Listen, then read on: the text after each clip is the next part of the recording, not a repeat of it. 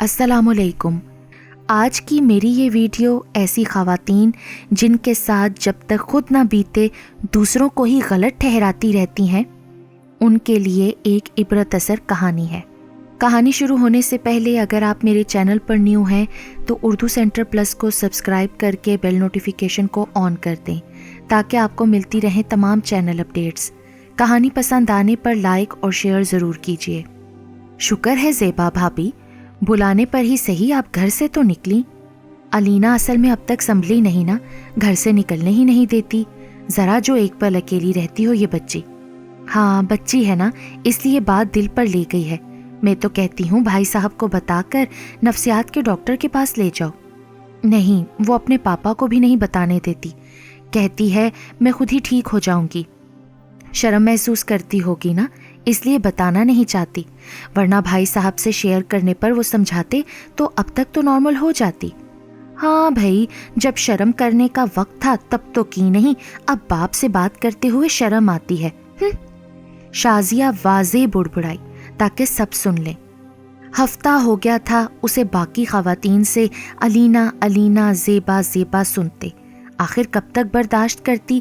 آج صبر کا پیمانہ لبریز ہو گیا تو زیبا کے سامنے ہی دماغ میں چکراتی بات کہہ ڈالی۔ زیبا نے حیرت سے اور باقی دونوں عورتوں نے اچھے خاصے صدمے سے شازیہ کو دیکھا۔ یہ کیا بات کی ہے شازیہ بھابی؟ میں آپ کی بات کا مطلب نہیں سمجھی۔ زیبا نے پوری کوشش کر کے لہجہ ہموار رکھنے کی کوشش کی، لیکن وہ کامیاب نہ ہو سکی۔ مطلب تو صاف ہے زیبا، برا مت ماننا، پر تم نے اپنی لڑکی کو آزادی بھی تو کتنی دے رکھی ہے۔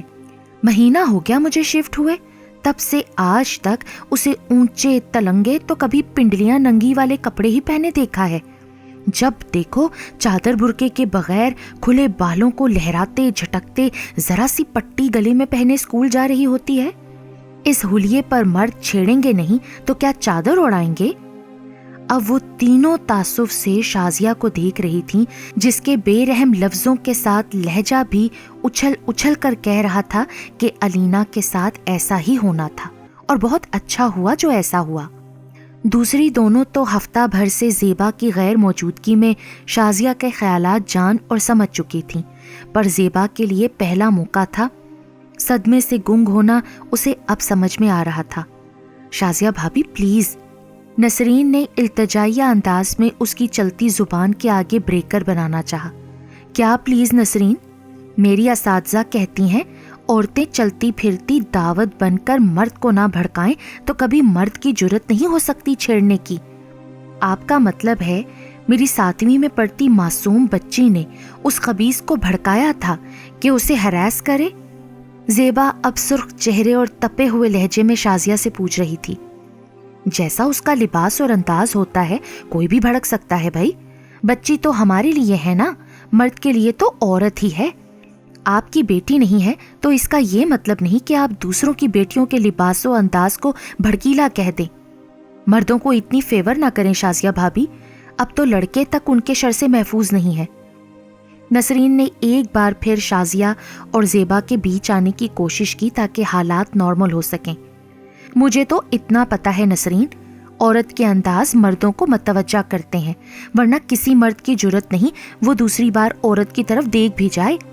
کچے اندازوں والی چھیل چھبیلی نزاکت سے چلتی عورت تو ہر مرد کو دعوت گناہی دیتی ہے۔ مجھے تو آج تک کسی نے ہراس نہیں کیا۔ بچپن سے اماں نے برقع پہنا دیا تھا، ابا نے کہا تھا مردانہ وار لوگوں میں سے گزرو گی تو کبھی تنگ نہیں کیا جائے گا، چھوئی موئی بنو گی تو سارے چھوئیں گے تمہیں۔ ذرا سے کیڑے کو لے کر چیخیں مارتی نزاکت دکھاتی لڑکیوں کو مرد تنگ ہی کرتے ہیں نا، عورت نہ چاہے تو مرد چھیڑ ہی نہیں سکتا۔ ارے مجھے تو افسوس ہو رہا ہے نسرین، میں نے علینا کے ساتھ پیش آنے والا واقعہ شیئر ہی کیوں کیا۔ اب سمجھ میں آیا عورتیں ایک دوسرے سے بھی ایسی باتیں کیوں چھپاتی ہیں، کیونکہ عورتیں بھی عورت ہی کو الزام دینے لگتی ہیں۔ زیبا اس سے زیادہ اپنی بیٹی کے بارے میں باتیں برداشت نہ کر سکی، اس لیے سرخ چہرے اور گیلی آنکھوں کے ساتھ بینچ سے اٹھ کر پارک کی گھاس پر اتاری اپنی چپل ڈھونڈنے لگی۔ شازیہ بھابی، آپ بہت زیادتی کر رہی ہیں۔ بجائے اس کے کہ علینا سے شفقت اور ہمدردی جتائیں، آپ نے تو ہم سب کا ہی دل دکھا دیا ہے۔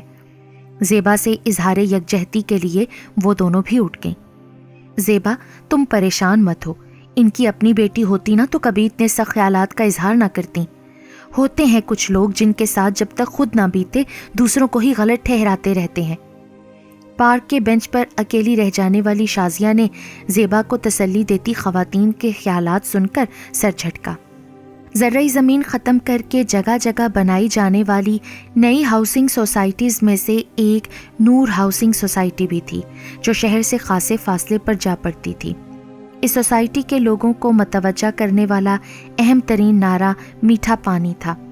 خراب پانی شہر بھر کا مسئلہ تھا، لیکن نور کالونی زرعی زمین میں بنائی گئی تھی تو نیچے کا پانی خوش قسمتی سے ابھی تک میٹھا ہی تھا۔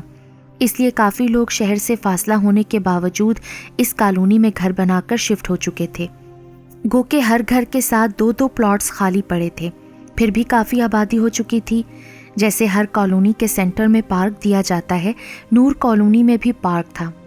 گول دائرے میں بنے پارک کے سامنے والے گھر تقریباً آباد تھے، اس لیے ان گھروں سے خواتین روزانہ شام کی چائے کے بعد اپنے اپنے گیٹ سے نکل کر سامنے پارک کی گھاس یا بینچوں پر آ بیٹھتی تھیں۔ روزمرہ کی گفتگو کرتے کرتے ان میں بہناپا گھڑ چکا تھا۔ زیبا کی ایک ہی بیٹی تھی الینا، اس لیے زیبا اور اس کے میاں اکلوتی اولاد کے خوب ناز و نخرے اٹھاتے تھے، جو آنے جانے والوں اور ساتھ رہنے والوں کو فوراً ہی محسوس بھی ہو جاتے تھے۔ لاؤبالی سی الینا شکل و صورت کی بھی حسین تھی۔ اب تو بچپن رخصت ہی ہو رہا تھا، اس لیے چہرے کا بھولپن بھی دور سے نظر آتا تھا۔ باقی سب تو الینا سے پیار ہی کرتی تھیں، لیکن مہینہ بھر پہلے ذاتی گھر بنا کر شفٹ ہونے والی شازیہ کو رفتہ رفتہ الینا اور اس کی فیملی بری لگنے لگی تھی۔ جس طرح زیبا اور اس کا میاں اپنی بیٹی کے ناز اٹھاتے تھے، شازیہ کو خواہ خواہ ہی غصہ آ جاتا تھا۔ اس نے کبھی خاص طور پر غور نہیں کیا تھا کہ کیوں اسے اپنے یہ ہمسائے اور ان کی اکلوتی اولاد بری لگتی تھی، لیکن اس نے اپنے ان خیالات کا اظہار کبھی نہ کیا تھا۔ پچھلے ہفتے الینا کے ساتھ پیش آنے والے واقعے نے اسے یہ موقع دیا تو وہ اظہار سے بالکل نہ چوکی تھی۔ ہوا کچھ یوں تھا کہ الینا کو school pick and drop service دینے والے انکل کی وین چھٹی کے وقت آدھے راستے میں خراب ہو گئی۔ اس نے سب بچیوں کے گھر کال کر کے صورتحال بتائی تو والدین نے اسے اجازت دے دی کہ آٹو میں بٹھا دیں۔ الینا کی کالونی سے اور کوئی بچی نہیں جاتی تھی، اس لیے اسے چاند گاڑی میں بٹھانا پڑا، کیونکہ اتنی دور کالونی میں کوئی آٹو والا جانے کو تیار نہ ہوا۔ آٹو رکشے والے یہی کہتے رہے کہ واپسی پر ہمیں ادھر سے سواری نہیں ملتی۔ ایک آٹو رکشے والے نے کہا، دونوں اطراف کا کرایہ دو تو چلا جاتا ہوں۔ راستے میں چنگچی والے نے ایک مرد کو بھی چنگچی میں بٹھا لیا۔ وہ آدمی بجائے اگلی سائڈ کے پیچھے الینا کے برابر میں بیٹھا تو بچی نے اعتراض کیا، انکل اگلی سیٹ خالی ہے، آپ اس پر بیٹھ جائیں نا۔ خدا جانے اس شخص کی نیت میں فطور تھا، فطرت ایسی تھی، یا الینا کے اعتراض کو انا کا مسئلہ بنا لیا کہ چنگچی چلتے ہی اس نے بچی کو ہراساں کرنا شروع کر دیا۔ وہ چنگچی روکنے کا کہتی رہی پر چنگچی والا بھی ساتھ مل گیا۔ الینا کم عمر تھی، نہ شور مچا سکی، نہ چلتی چنگچی سے چھلانگ لگا سکی۔ اپنی کالونی میں پہنچنے پر وہ آدمی بھی اس کے ساتھ ہی اتر آیا۔ ویران سی کالونی کی ویران سڑکیں اور الینا کا پیچھا کرتا، خباثت بھرے جملے اور فحش حرکات کرتا آدمی بھی پیچھے پیچھے رہا، یہاں تک وہ ہانپتی کانپتی ڈری سہمی بھاری بیگ کے ساتھ بھاگتی ہوئی گیٹ کے سامنے پہنچ گئی۔ وہ اندھا دھند بیل بجاتی پلٹ کر دیکھتی رہی اور فاصلے پر کھڑا دانت نکوس کر اشارے کرتا رہا وہ خبیث آدمی۔ اس صورتحال سے گزرنے کے بعد الینا کو خوف سے شدید بخار ہو گیا۔ زیبا نے لاکھ چاہا وہ یہ بات اپنے میاں سے ڈسکس کرے، پر بیٹی پر جو حقائق کھلے تھے وہ اس کی ہستی و برداشت سے کہیں زیادہ تھے، اس لیے اس نے ماں کو شیئر کرنے سے روکے رکھا۔ اکیلے کہیں بھی جانے سے اسے خوف آنے لگا تھا۔ ٹراما ایسا شدید تھا کہ وہ اکیلی اپنے ہی گھر میں بھی خوفزدہ ہو جاتی۔ اسی وجہ سے زیبا پارک میں نہیں آ رہی تھی۔ الینا کی تیمارداری کے لیے جانے پر نسرین وغیرہ کو زیبا نے یہ واقعہ سنایا تھا۔ انہی سے شازیہ کو بھی پتہ چلا تھا۔ تب سے ہی اس نے الینا کو اس کا ذمہ دار سمجھ لیا تھا۔ شازیہ کے حساب سے الینا کے ساتھ بہت اچھا ہوا تھا۔ ڈرامہ، سارے ماڈرن کہلانے کے ڈرامے ہیں یہ. سیدھا سیدھا نہیں کہتی کہ نصیحت آئی ہے اب، لیکن دیکھو نصیحت پکڑنے سے اب بھی انکاری ہیں. شازیہ برتن دھوتے ہوئے مسلسل انہی لوگوں کو اور ان کے رویے کو سوچ رہی تھی، اس لیے برتن پٹخ پٹخ کر ان کا غصہ برتنوں پر نکال رہی تھی. چلو نہیں بات کریں گی تو نہ کریں، میں کون سا مری جا رہی ہوں ان کے لیے. آج جتنی بے عزتی کر کے مجھے اکیلا چھوڑ کر زیبا کے ساتھ گئی ہیں نا، اس کے بعد تو التفات سے پیش بھی آئیں تو مجھے ٹھکرا دینا چاہیے ان کو. ایسا ہی کروں گی. انہیں پتا تو چلنا چاہیے کہ میں اپنی عزت نفس کے بارے میں کتنی حساس ہوں. 2 ہفتے گزر چکے تھے، نہ انہوں نے شازیہ سے التفات برتا، نہ شازیہ نے اپنے اس دن کے رویے پر معذرت کی. حسب سابق وہ تینوں مل کر وہیں واک کرتیں، پھر کافی دیر بیٹھ کر گپ شپ کرتیں. الینا بھی کبھی ان کے ساتھ اسے نظر آ جاتی تو کبھی باپ کے ساتھ پہلے کی طرح بیڈمنٹن کھیلتی دکھ جاتی. شازیہ کو اور غصہ آتا کہ ڈرامہ ہی تھا اس کا، ورنہ سب تو پہلے جیسا ہی ہے. مزید بددل ہو کر اس نے اس چھوٹے سے پارک میں واک کرنا ہی ترک کر دیا تاکہ سامنا ہی نہ ہو. وہ برقع اور گھڑی پہن کر کالونی کا راؤنڈ لگاتی. ٹھیک 40 منٹ گھڑی دیکھ کر واک کرنا اس نے جیسے روٹین ہی بنا لی. اس روز اس کے میاں جلدی ہی لوٹ آئے تو انہوں نے اپنی بیوی اور زیبا لوگوں کی بدلی ہوئی روٹین ملاحظہ کی تھی. بیگم، آج کل آپ اپنی سہیلیوں سے نہیں مل رہی؟ ارے چھوڑے جی، بڑی ہی ہٹ دھرم عورتیں ہیں. ایک غلطی کی نشاندہی کیا کر دی انہوں نے تو ایکا کر کے میری بے عزتی کی. ارے یہ کب ہوا؟ شازیہ کے میاں حیران اور پریشان ہو گئے. جواباً شازیہ نے الینا والا سارا واقعہ سنا کر اپنی گفتگو بھی سنا دی. آپ کو ایسا نہیں کرنا چاہیے. ارے آپ کو ایسا نہیں کہنا چاہیے تھا بیگم. میں نے کیا غلط کہہ دیا؟ ویسے ہی چونچلے بازی کی عادت ہے زیبا اور اس کے میاں کی. خود سوچیں، اتنا تو ہم بیٹوں کو لاڈ نہیں کرتے جتنا اس جوڑی نے لڑکی ذات کو سر پر بٹھا رکھا ہے. چلے چھوڑیں، آپ تو ان سے خار ہی کھائے بیٹھی ہیں. خار کھاتی ہے میری جوتی. شازیہ پیر پٹک کر چائے کے کپ باورچی خانے میں رکھنے چل دی. میں واک کرنے جا رہی ہوں. اذان کے وقت لڑکوں کو ٹی وی بند کروا دینا، خود ساتھ مل کر دیکھتے نہ رہیے گا. ارے ٹھیک ہے کروا دوں گا. باجماعت نماز بھی کبھی پڑھ لیا کریں. ان تینوں کو لازمی مسجد بھیج دینا. اس نے بیٹوں کی طرف اشارہ کیا. ارے کون سا کلکتے واک کرنے جا رہی ہو؟ سامنے تو ہو، مغرب کے وقت آ جانا. برقع بھی یوں پہنا ہے جیسے بازار جانا ہو. سامنے نہیں جاتی، میں کالونی کا راؤنڈ لگاتی ہوں، اس لیے برقع پہنا ہے. وہ جواب دے کر گھر سے نکل آئی.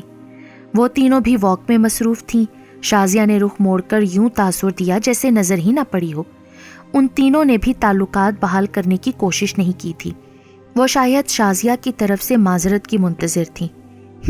معذرت تو تب کروں جب غلط کہا ہو میں نے. وہ کالونی کی اختتامی حدود سے پلٹ رہی تھی. مغرب کی اذان ہوئے چند ہی منٹ گزرے تھے. یہ بھی نہ کمال کرتے ہیں، باتوں میں لگا کر آج دیر ہی کرا دی مجھے. شازیہ نے جاگرز میں قید پیر مزید تیزی سے اٹھائے تاکہ جلد از جلد گھر والی شاہراہ پکڑ سکے. نماز اسے پہلے وقت میں پڑھنے کی عادت تھی. جاگر میں گھسے کنکر کو نکالنے کے لیے وہ ذرا سا رکی اور پھر جیسے اس پر قیامت گزر گئی. تقریباً ویران لین پر اسے پیچھے سے سختی سے جکڑ لیا گیا. خوف نے شازیہ کی آواز ہی چھین لی، یوں کہ اس کے سنبھل کر چیخنے تک سگریٹ کی بو سے بھرا ہاتھ اس کے ہونٹوں پر سختی سے جما کر وہ شخص اب اسے پھر سے گلے لگانے کی کوشش کر رہا تھا. یہاں تک کہ وہ اسے گلے لگانے میں کامیاب ہو ہی گیا، لیکن شازیہ کے اندھا دھند لگائے جانے والے زور اور مزاحمت نے اس وقت کو زیادہ طویل نہ ہونے دیا. ہونٹوں سے ہاتھ ہٹنے کی بدولت وہ چیخنے میں کامیاب ہو گئی. کچھ دور بنے اکلوتے گھر کے گیٹ کھولنے کی آواز اور شازیہ کی چیخ نے مجرم کو بھاگنے پر مجبور کر دیا. وہ بھاگ گیا اور شازیہ ٹوٹی شاخ کی طرح سڑک پر گر گئی. اس کے خطا ہوئے حواس اور دھندلائی ہوئی نظر نے سامنے نظر آتے سرخ و نارنجی سورج کو تیزی سے ڈوبتے دیکھا. اعصاب اور بہادری کو یکجا کر کے ڈولتے قدموں اور دھونکنی کی طرح چلتی دھڑکن کے ساتھ وہ گھر میں داخل ہوئی تو سامنے ہی اس کا میاں جائے نماز طے کر رہا تھا. صوفے پر گرتے ہی اسے خود پر اختیار نہ رہا. اس نے بلند آواز سے رونا شروع کر دیا. تینوں بیٹے اور میاں اس کے ارد گرد کھڑے تھے اور وہ بیٹوں کے سامنے خود پر گزرنے والی قیامت بتانے کی خود میں ہمت نہ کر پا رہی تھی۔ بالآخر اس کے میاں کے کہنے پر تینوں بیٹے اپنے کمرے میں چلے گئے۔ شازیہ نے ایک بار پھر پاس بیٹھے شوہر کے کندھے پر سر رکھا اور دھواں دھار رونا شروع کر دیا۔ ارے ہوا کیا ہے نیک بخت؟ شوہر اس کے سنبھلنے پر اب سنجیدگی سے پوچھ رہا تھا۔ مجھے علینا کو برا بھلا کہنے کی سزا ملی ہے۔ میں نے اس معصوم کم عمر بچی سے زیادتی کی تھی، اسی لیے مجھے خود ہراسمنٹ سے گزرنا پڑا۔ ارے شازی پلیز پہیلیاں نہ بجھواؤ، میں پریشان ہو رہا ہوں، ہوا کیا ہے؟ پھر شازیہ نے کالونی کی آخری ذیلی سڑک پر خود پر گزرنے والا سانحہ الف تاجے شوہر کو سنا دیا۔ شازیہ نے شوہر کے چہرے میں نظر آتی پریشانی غصے میں ڈھلتی دیکھی۔ جلدی آؤ، اسے ڈھونڈنے چلتے ہیں۔ عاصم، جانے کا کوئی فائدہ نہیں ہوگا، میرے دیکھتے دیکھتے وہ کالونی کی چاردیواری پھلانگ گیا تھا۔ ایک بار پھر سے وہ میاں بیوی صوفے پر ساتھ بیٹھ گئے۔ شازیہ کے بے آواز آنسو قطار در قطار ایک بار پھر سے بہنے لگے۔ حوصلہ کرو، اس میں تمہاری کوئی غلطی نہیں۔ کوئی نشئی ہوگا جو سونے کی جیولری چرانے کی نیت سے قریب ہوا ہوگا، نشہ ٹوٹ رہا ہوگا نا اس کا۔ نہیں، نشئی نہیں تھا، اچھا خاصا مہذب حلیہ تھا اس کا، انداز چوری والا نہیں، حافظ زدہ تھا۔ اسی لیے میں بیٹوں کے سامنے خود سے ہونے والی اس شرمناک حرکت کا تذکرہ نہیں کر سکی۔ عاصم، مجھے اب علینا کی کیفیت سمجھ میں آ رہی ہے، اس بچی پر کیا قیامت گزری ہوگی۔ میں 42 سالہ زمانہ شناس عورت ہو کر ابھی تک کانپ رہی ہوں۔ مجھے یقین ہے صبح تک بخار بھی ہو جائے گا۔ میں اب تک کتنا غلط سمجھتی آ رہی تھی کہ عورت چاہتی ہے تو اسے ہراس کیا جاتا ہے، وہ خود موقع دیتی ہے مرد کو۔ خدا کی قسم میں تو ایسا بالکل نہیں چاہتی تھی، اور نہ ہی میں نے اسے موقع دیا، میں تو برقع پہنے ہوئے تھی۔ عاصم نے شریک حیات کی پشت پر ہاتھ پھیر کر اسے حوصلہ دیا۔ اچھا ایسا کرو، تم معذرت کر لو اس بچی سے جا کر۔ نہیں یار، بچی کو پیار بھی کرنا ہے، اس کی ماں اور باقی سہیلیوں سے سوری بھی کرنی ہے، کیونکہ خوش قسمتی سے یہ زہر میں نے علینا کے بجائے اس کی ماں اور نسرین لوگوں کے سامنے اگلا تھا۔ کتنی زہریلی اور منفی ہوں نا میں۔ شازیہ کے چہرے پر حقیقی غم تھا۔ نہیں، تم بہت اچھی ہو، ورنہ آج کل صرف دوسرے ہی منفی اور زہریلے لگتے ہیں۔ عاصم نے اس کی طرف پانی کا گلاس بڑھایا۔ عاصم، میں ساتھ پیناڈول بھی کھاؤں گی، لیکن پہلے ذرا زیبا اور علینا سے معذرت کراؤں۔ آپ بچوں کے ساتھ کھانا کھا لیں، میری طبیعت ابھی نہیں مانے گی کھانا کھانے کی۔ ٹیبلٹ کھا کر لیٹ جاؤ، صبح معذرت کر لینا۔ نہیں، اب بھی کرنی ضروری ہے، نیک کام میں دیر کیا کرنی، ہو سکتا ہے اس نیک کام کے بعد مجھے فوراً ہی ذہنی سکون مل جائے۔ اس کے شوہر نے سر ہلا کر تائید کی تھی، اور وہ اپنی منفی سوچ اور خیالات کی معافی کے لیے زیبا کی گھر کی طرف روانہ ہو گئی تھی۔